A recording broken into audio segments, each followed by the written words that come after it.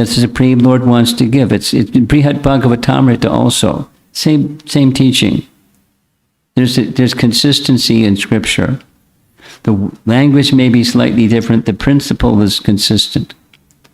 What's the intention of the personality of Godhead? What's the intention of the representative of the personality of Godhead? Is to give the personality of Godhead in fullness. That's the intention. And the intention of the receiving end is to receive the fullness of all of that. And without that having that intention, then you may have the best of plans, but it's not going to bear fruit. So there we are. There's Hanuman with his foot on Mount Mahendra. He's getting ready to make this giant leap. And he's going to search for Sita. And here's this path, the path of the spiritual master. Charana charite pati. Charanas, Siddhas, Charanas, Gandharvas, they're in this upper region. They're not exactly yet in the heavenly region, in this in-between region. Charanas are those who want to fly in the sky, following previous authorities. Hanuman is not creating his own path. He's following those who have already gone down the same path, the previous Acharya's path. That's Hanuman. Even Hanuman, who is holding the ring of Ramchandra in his hand, followed the path. He's empowered. He's chosen. He's simply following. Again and again and again. I gave this example specifically. Tamal Krishna was saying, Prabhupada, you do all these miraculous things. And Prabhupada's immediate reply, I don't do anything miraculous. When you take full, I'll say it again, when you take full shelter of the purpose of the personality of Godhead in your heart, then that's the amazing thing. You're not doing the amazing thing. It's that force of the will of the superior authority, the personality of Godhead, or representative of the personality of Godhead, and then amazing things happen. The amazing thing is taking shelter of the personality of Godhead and his wish. So be very clear what his wish is, and be the carrier, be the instrument. So here's the summary of this first verse. Hanuman, crusher, and that's describing his external characteristics. Here they are, just the translation. Hanuman, he is a Varnana, who raised his head and neck, intending to cross the formidable ocean, a task no one else could accomplish, looked like a majestic bull. No, it's nice poetry. We'll go into it a little bit. A formidable task, crossing the ocean. Not easy, but it was easy. He turned your attention towards that which is important to the personality of Godhead, and the impossible becomes possible. Releasing them from the clutches of Maya, that's not possible. It requires mercy, and if one feels the recipient of that mercy, just like Srila Prabhupada in his prayers at the arrival of the Boston Harbor, the celebrated, spontaneous composition. He made it across the ocean. Now he's at the harbor in Boston, and he's writing a prayer to Krishna. Most of the population here is covered by the material modes of ignorance and passion, absorbed in materialistic life. They think themselves very happy and satisfied, and therefore they have no taste for the transcendental message of Vasudeva. I do not know how they'll be able to understand it. Difficult, very difficult. And how is a guru to accomplish it? He is invested with some power. It's not him. Repeating fourth time, it's not him. It's the mercy of the person who invested him with that service, That's the power. And look, here's a very nice spiritual reference to indicate Samsara Dava Nanalita Loka, the spiritual master receiving benediction from the ocean of mercy. Just as clouds pour water on a forest fire to extinguish it, so the spiritual master delivers the materially afflicted world by extinguishing the blazing fire of material existence. Whew. This is Prabhupada with the Jaladuta in the background. I know your causeless mercy can make everything possible because you're the most expert mystic. So, because of time, I think I'm just going to skip ahead. There's many nice teachings. There's Hanuman in the tree showing this ring of Ramachandra to Sita so that she trusts him. Now, this is from this verse. The guru may look to be ordinary, but they're not ordinary. They can do extraordinary things. So go forward, go forward, go forward. Here's Srila Prabhupada in the midst of, what do we call them? Hippies? You know, not clean people. Who knows when the last time somebody in this audience had a bath?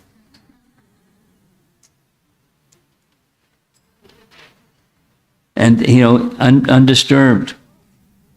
Now, he, in his physical stature, Prabhupada was short. And he is in the midst of, you know, tall Western young fellows. But he moved them by his purity. And then as they got to know him, then it wasn't just purity, it was love. And similarly, this Vanara term, it literally means a wandering monkey, and they're not exactly human, but they have behaviors that are human-like, but they can perform superhuman activities. It's in a class by themselves.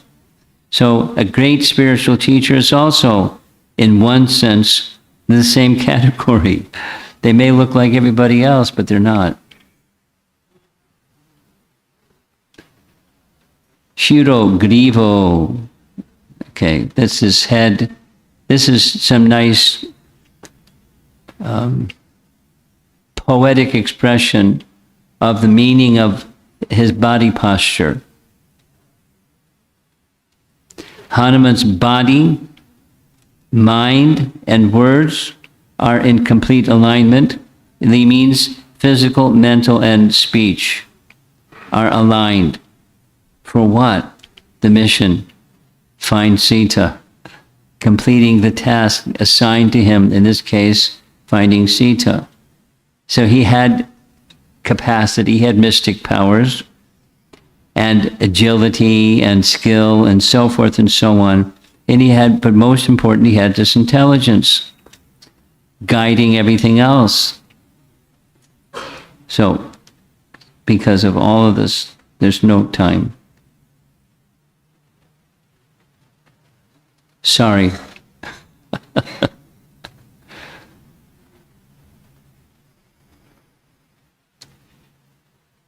Gavam means speech. Guru is the best among speakers, since they speak the truth or eternal knowledge. By power of speech, spiritual masters extricate living beings from the ocean of birth and death. First instruction of nectar of instruction. But fully submissive at the same time to the personality of Godhead. This is a very nice painting of the very first meeting when Hanuman was sent by Sugriva.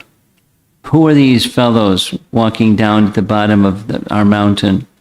They're carrying bows and arrows. Maybe it's a trick. Maybe it's my brother's trick. Go find out if they're friend or foe. Hanuman, you're very capable. So Hanuman went initially disguised as a Brahmana, and he spoke with such eloquent words, such diction and choice of one word after the next word, so eloquent. And he just disclosed, he could immediately, being in Lord Ramachandra's presence, he could understand his friend. So he disclosed everything about himself. I'm a minister of Sugriva. I've come to check you out. Hanuman, he needs your help, and you need his help. Why don't you go make friendship with him? But he spoke in such manner. Hanuman spoke in such a manner. Ramchandra didn't even speak directly to Hanuman. He spoke to Lakshman. Could you hear his speech? Because who was his teacher? Lord Brahma. Can't do better than that, right? So, and the sun god. Can't do better than that. Unless well versed in Rig Veda, Yajur Veda, and Samaveda for sure, it is not possible for anyone to articulate so well. And Krishna speaks the same thing in Bhagavad Gita. Good. Here's the conclusion. This is the conclusion of the first of these 3 verses. And that's it for this evening. Good speech is not an outcome of knowledge. Rather, it's an outcome of realization. Shravanam is the means to effective and potent kirtanam. Transformative kirtanam requires good shravanam. 2 very nice points. Srila Prabhupada said he could speak well because he heard nicely from his spiritual master. Although he said, just like this young fellow, you don't understand English. There's a nice recording. Prabhupada was on a pandal, and it was a Hindi audience, Hindi-speaking audience. So he had kirtan, everyone was on the stage, and Prabhupada speaking in Hindi. And the American fellows that were on the stage, including Tamal Krishna, started getting a little restless. They looked at each other, looked at Prabhupada, looked at the audience, looked at each other, and they got up and they started to leave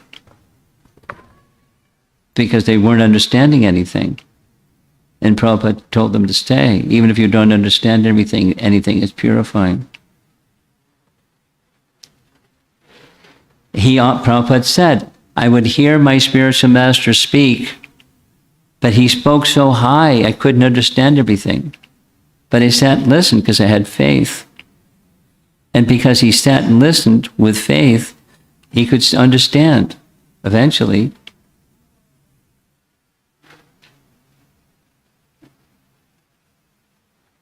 So that was the first of the 3 verses. Here's the second one. Thereafter, having gotten down the mountain Hanuman with complexion of a cat's eye gem and endowed with great strength and resolute intelligence, happily roamed on the grass-covered marshy land that looked like water, again filled with poetry.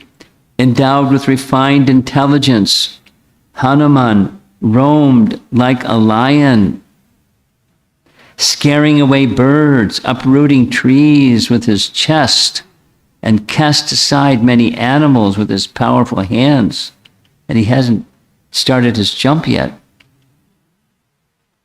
So that's it. Here's the summation of what we've covered this evening. External characteristics.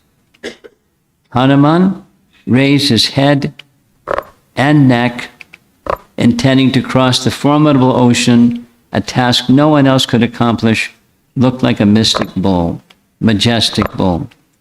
Thereafter, having got down the mountain, Hanuman, with complexion of a cat's eye gem, and endowed with great strength and resolute intelligence, happily roamed on the grass-covered, marshy land that looked like water. And finally, endowed with refined intelligence, Hanuman roamed like a lion, scaring away birds, uprooting trees with his chest, and cast aside many animals with his powerful hands. He hasn't begun his jump. He's just preparing internally and externally to do the task of the acharya that he is.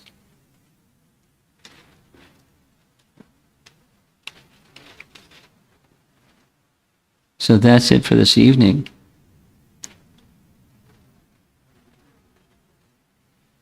Not bad, huh? I'm early because I skipped a lot of verses.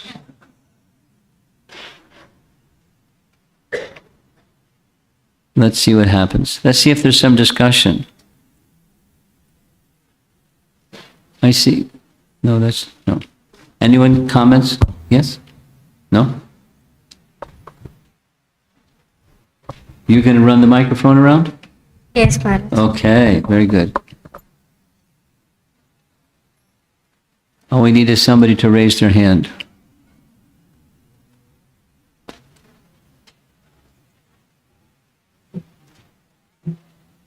Look at this, he can run too.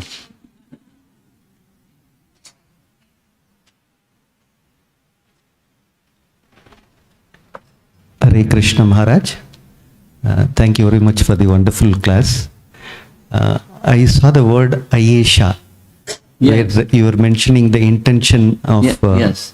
Hanuman. Yes. So I just want to understand the difference between Ayesha in a devotee's life and also the Anyabhilashita Shunyam. How do we understand these two when we are Well, performing? they're different words. Abhilash means desire, and Isha, in this case, Ishaya, means intention. So one's very broad, like I want to enjoy, and then you identify an object that you want to enjoy, and then you take a strategy to get that object so you can be the enjoyer of the object. That's material contemplation. And there's intention behind material contemplation also. But, your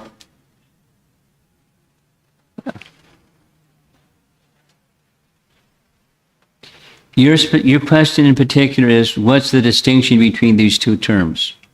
That's what you want to know.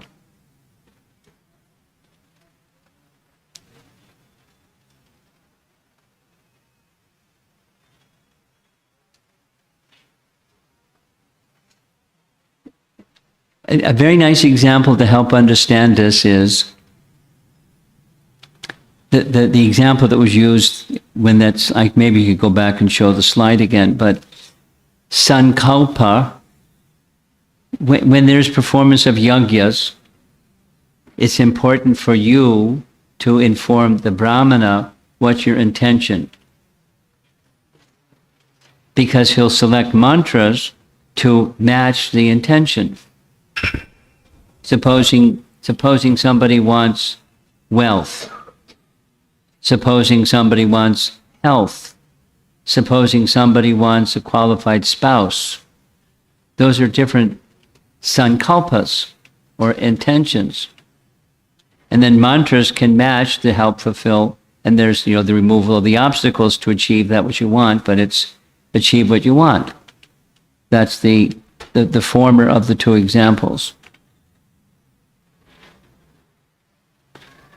Now this other term,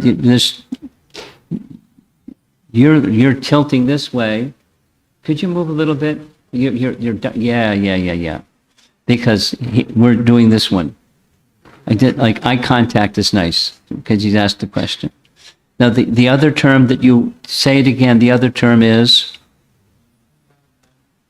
Anyabhilash Shunyam. So Abhilash. That's more general. then specific is speaking of the general category of material desire, abhilash. And then there's a particular, I want vanilla instead of strawberry. But ice cream, please. Okay?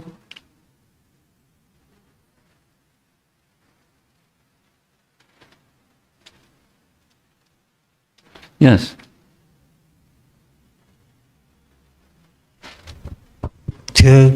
Theoretical question. What is this Mount Mahendra? It is something in Rameshwaram? It's a place. It's a mountain in It's a Rameshwaram? mountain. It's a mountain. It's a place. And you know, that there's perhaps somebody in the room that could tell us a little bit more than I can tell you. My understanding is limited, but it's what as it's described here, is one of the highest mountains in the whole area. Mount Mahendra is one of the highest mountains in that whole area. So Maha Indra, mountain, is, the king of mountains in that area. So it's a tall mountain, and he climbed that tall mountain. So we're going to hear tomorrow, he went up, he went down, he went back up again. He's like assessing the situation. That's the significance of the place. Because to get to this far distance, he wants a high peak to see where he's going before he goes, and to give a little elevation before he takes off, and all those nice things. That's the significance. Is that okay? Okay.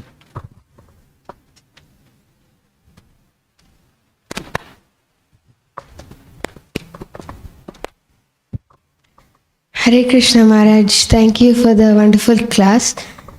You said that on the path of spirituality, we need to have intention to receive, to get the highest perfection. Yeah.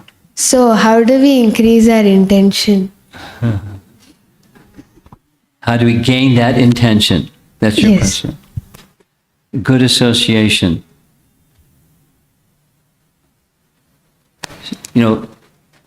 Sangha sanjayate kama. You know the verse from Bhagavad Gita? Yes? Sangat sanjayate kama Kama, lobha. kama. So of course, it's not just today. There are all kinds of yesterdays behind us, but the summation of all the associations that we have had, and with that association, some choices that we've made, it gives us some good intention or not good intention. Let's just take somebody that's good. Supposing they associate with thieves or drunkards or, persons of bad character. By enough association, tendency is to become like them. So it's natural that you should be concerned, and your parents would be concerned, and people that care about you would be concerned to have good association, wholesome association, because it will help reinforce good intention. Now, inside, there's all good intention. In other words, purity is within. Purity, however, can become covered and is covered by modes of nature. And so that pure intention gets colored or covered or distorted. And so the good intention is by spiritual sangha, the spiritual intention becomes more likely. And then you and I, and each of us are making moment-to-moment choices about what we're going to do with that good association. And sometimes. So that's the mind, flickering mind, and then to have intelligence that guides the mind, and ultimately the supersoul guides the intelligence, gives one that intelligence. So that's spiritual life.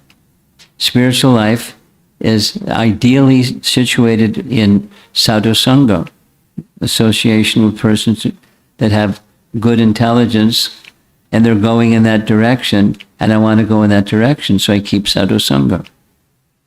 And then there's qualities amongst the sadhus. So you're making choices. And following with wisdom, following that which is going to take me to the destination, namely take me to Krishna. So that's where you get good intention. It's already there, it's just good association awakens it and keeps it from getting again covered. That is to say, if you start going in a cuckoo direction, good association is going to tap you on the shoulder and say, hey, you're heading for the ditch, what's going on? Oh, thank you. Good association, sadhu sangha. There was somebody with their hand in the back. Who had their hand up in the back?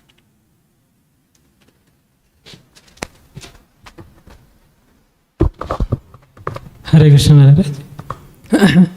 Here Hanuman case intention is very to please Supreme Lord, and of course Lord is also helping them. But in our intention may be pure while we are practicing Krishna consciousness, but sometimes many events occurs even opposite. So how do you know in the process whether you are satisfying Guru and Krishna, even though we have good intentions? I have my hearing problem. You can relate?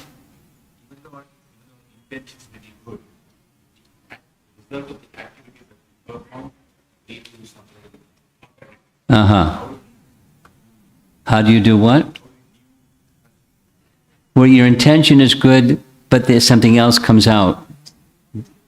And how do we evaluate that? That's your question?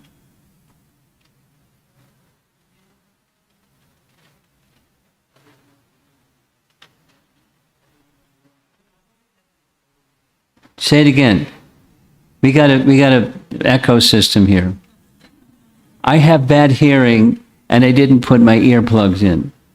My hearing aids. So say it again. I can't hear you. Use the microphone.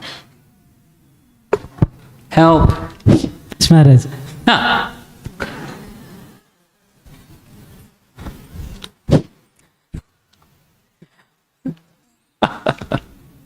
Come on. Maharaj, when we are following Krishna consciousness with right intention, sometimes even things occurs in opposite result.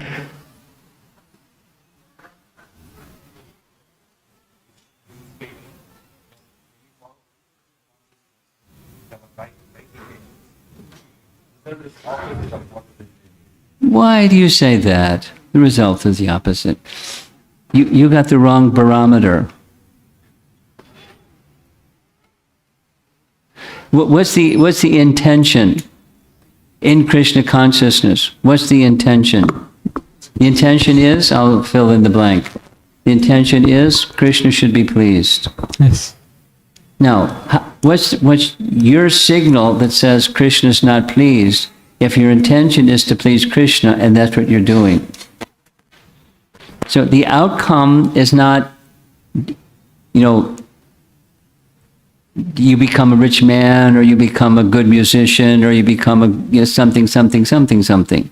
You become decorated with gold medals, or that's not, the intention is that Krishna should be pleased. And if the intention is that Krishna should be pleased, then Krishna is pleased. So what's your yardsticks for the opposite comes out? I'm saying you've got the wrong measurement method. The purpose is Krishna should be pleased. Krishna will smile. And Krishna will smile by seeing your intention. So it's not something else will happen. You have the wrong yardsticks. Now, supposing, there's so many supposings. Supposing I'm a book distributor, and I go out today, or tomorrow, I'm going to go distribute some books tomorrow. And I have this enthusiasm because the intention is, it's important. And I carry some, X number of books. And I come back and I have the same number of books in my arms. So my intention was good, but there's something, the opposite happened. No books went out. So now, was the intention fulfilled or not? The intention was Krishna should be pleased. You've managed to please Krishna by making the effort. And supposing the next day you go out and 500 books go out. That was success. Now you're puffed up. That's not success. You get the idea. So use the proper measurements for is Krishna pleased. And the standards of pure devotion are found in Scripture, the Guru Sadhu Shastra, but the ultimate is Shastra. And those are the standards that you should be looking at as to whether Krishna is pleased or not. And it's the same as what's here, following the path of the Charanas, those who are already successful. That's the implied meaning of that poetic expression. It was not a self-created intention or path to fulfill that particular intention. Okay. Yeah, there's a bunch of hands back here. Where's our... Hare Krishna, What happened? Maharaj. Who has the microphone? Oh, okay, thank you. Yeah, am I allowed to ask a question outside today's class? On today's class? If you would be so kind, could you confine your question to today's discussion? I'll tell a little Prabhupada story about it if you want. Somebody didn't preamble their question with what you did. They just asked a question, in left field. And then Prabhupada asked a question. Could you explain what that has to do with we just spent 45 minutes, 50 minutes discussing? And they would say, no, it's not on topic. Then Prabhupada said, by taking our discussion over there, all the time that we just spent, the 45, 50 minutes, will be lost. So please keep your questions on topic. And he didn't even address the question. It's a nice Prabhupada story. So somebody else over here. Where's our young microphone runner? Over here.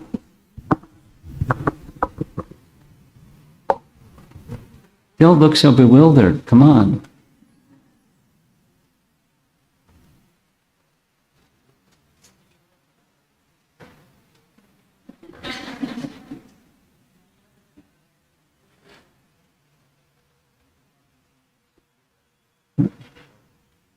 Where did he go?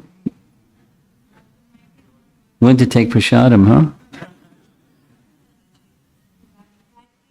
There's the portable microphone. Why don't you use the portable microphone? It's not working?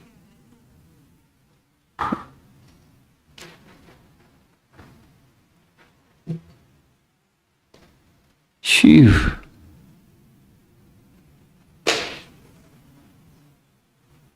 Govinda. Tomorrow, let's get a portable microphone, please. Yeah.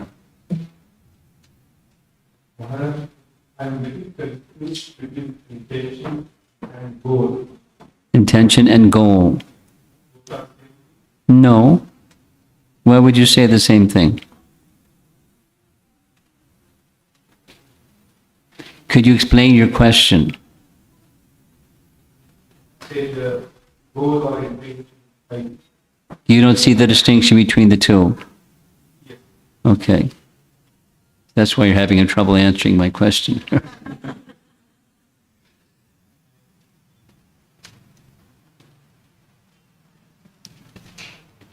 It's not worlds apart. You know, a Venn diagram, you know what that means? There's some overlap, but it's not the same. So the overlap is they look the same, but intention, I like the word sankalpa, it's a nice Sanskrit word. And I gave some examples. Supposing I want to get an A in my exam, that's a very specific intention. You can say that's a goal. So how are they different? Supposing I want money, that's a goal. That's an intention. So the intention is the purpose. The goal is like the end. At the end, you know, the pot of gold. At the end, that's the goal. And what's the purpose of the pot of gold? It's money. It's sense gratification. What am I going to use that money for? If it's the material purpose, then it's sense gratification. So the goal is sense gratification. The intention is how to get it.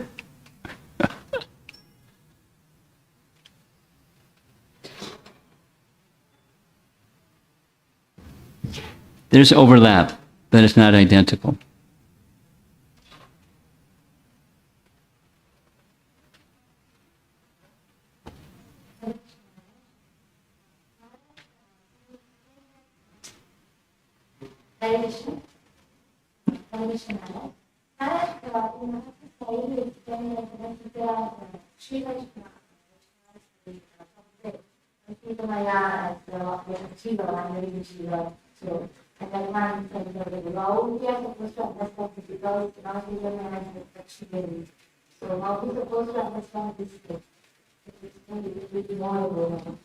Could you relay what she just said?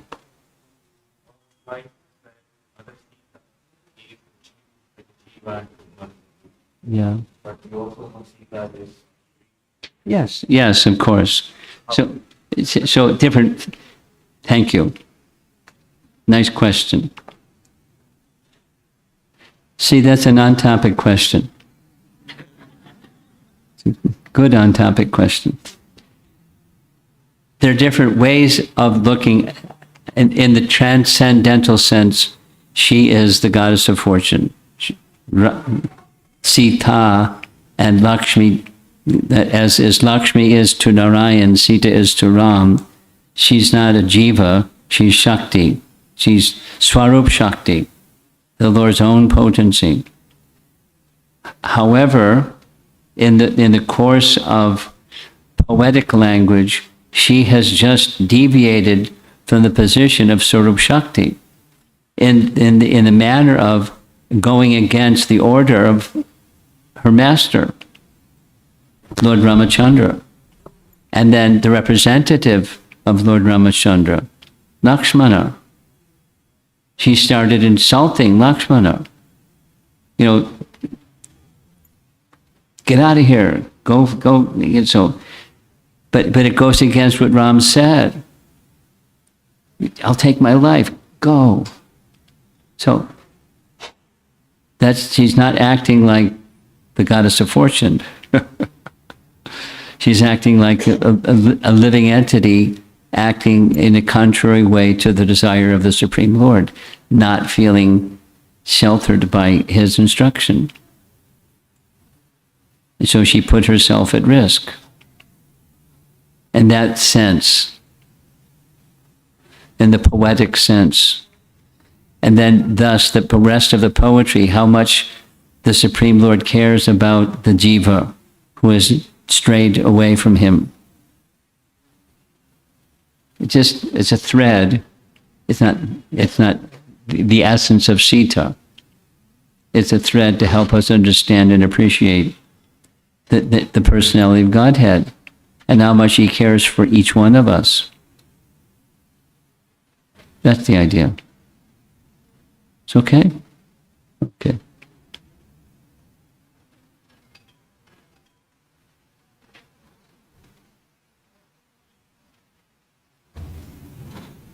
My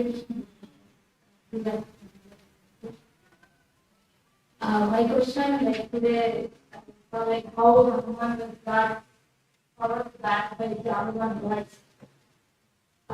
Staying in our life always wants to be focused on our goal, like how Hanuman traveled to Lanka without creation and everything.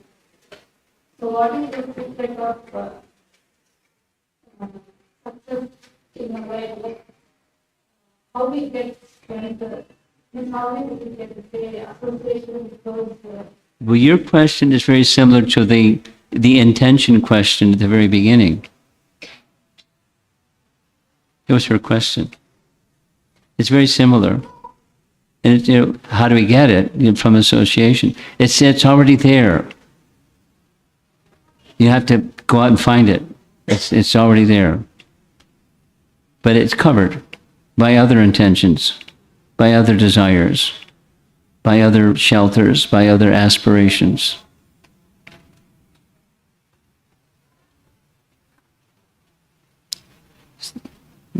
So, and in sadhu sangha, what do? You do with sadhus what sadhus do when you're with sadhus. Bhajana kriya. You hear and discuss exactly what we're doing right now. This is hearing topics about Hanuman, the pure devotee, as the acharya teaching us how to. And we do like him. He's fixed. So we're not fixed. So we just hear about him or from him about his decision making. Tomorrow evening we're going to hear he's reached Lanka and he's contemplating what's next. He's very thoughtful. He crossed the ocean. No, he didn't. That's two more days. That he has obstacles before he gets there. But once he's there, then what? So he's the acharya teaching us how to be very thoughtful while staying fixed on what the mission is, pleasing the personality of Godhead, and not messing it up.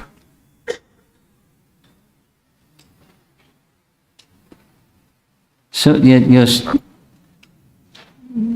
he's a hero. He's an acharya. Just continuation of the question. Through spiritual master words, we get that empowerment and we can do services like that. But sometimes it will say like not able to remember where we are there about it like. So you just by continued hearing, it's the same question asked in a different way. How do you get from messy to clear?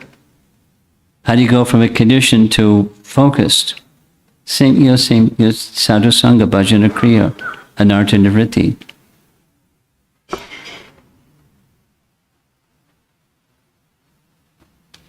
Even when you're asking questions, you're smiling. You're always smiling. You're a nice association for anybody. Even you get a little confused sometimes. You're good association. Okay, anyone else? I saw another hand. They saw two hands. And that's it, and we're going to end. Look at this, it's 5 after. Okay, go for it. Hare Krishna. Thank you for the wonderful you have mentioned that Lord Rama in the generations in Ramayana, he saw Rama came and fought the war to take Sita back. Yes, he did. And Sita acts as the Jiva, What? Rama the Lord. One feature of how to look at her. Yes, okay, go ahead. Continue. Yeah, but when we are practicing consciousness, we know that we are supposed to go back to Godhead, but here Rama himself comes to take you. So, how do I understand that? Just slightly anxious. Is your question saying Are we supposed to just like wait for Krishna to take us back to Godhead? Or are we supposed to try to go back to Godhead? Is that what your question is? Yeah?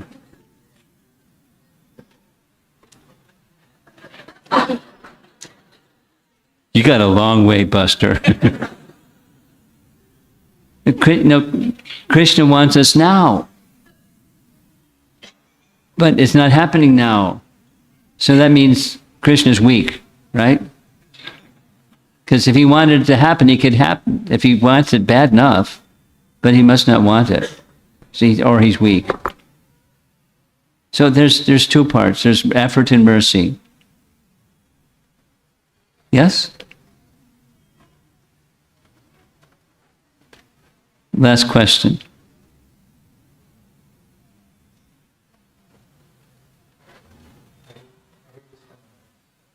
This very inspiring. How Hanuman How Hanuman developed refined intelligence. Well, he was gifted with it. He didn't like went to a university and got gifted intelligence.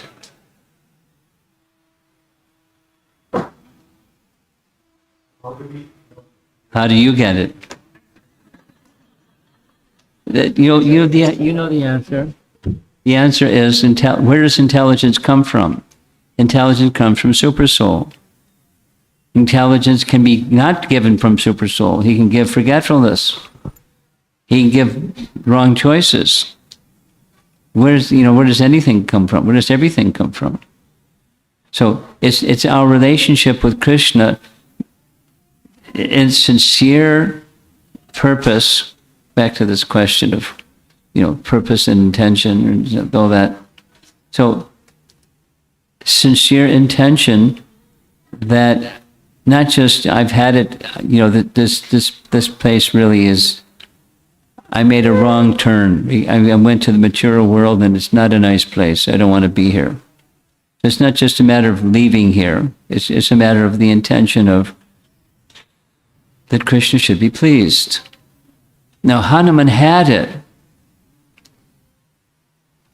And therefore that was the fuel in his tank. That was what kept him going. He knew what Ramachandra wanted. Here's the ring. You're going to find Sita, show her this. And so intelligence comes from Supersoul. Well, you'll hear two classes from now. Before he moves, he's carefully contemplating how to not mess up. If I do this, that's not ideal. If I do that, that's also not ideal. So he doesn't just quickly do something. He's contemplating, like, little brainstorm session. What are the options that I have? And then he's selecting from the menu. So that takes intelligence. So intelligence comes from Supersoul. Buddhi, yoga, is given to one who has bhakti, one who wants to please Krishna. Krishna gives the intelligence how to please him. Supposing I'm not a very intelligent person. So what do? We go to somebody who's intelligent.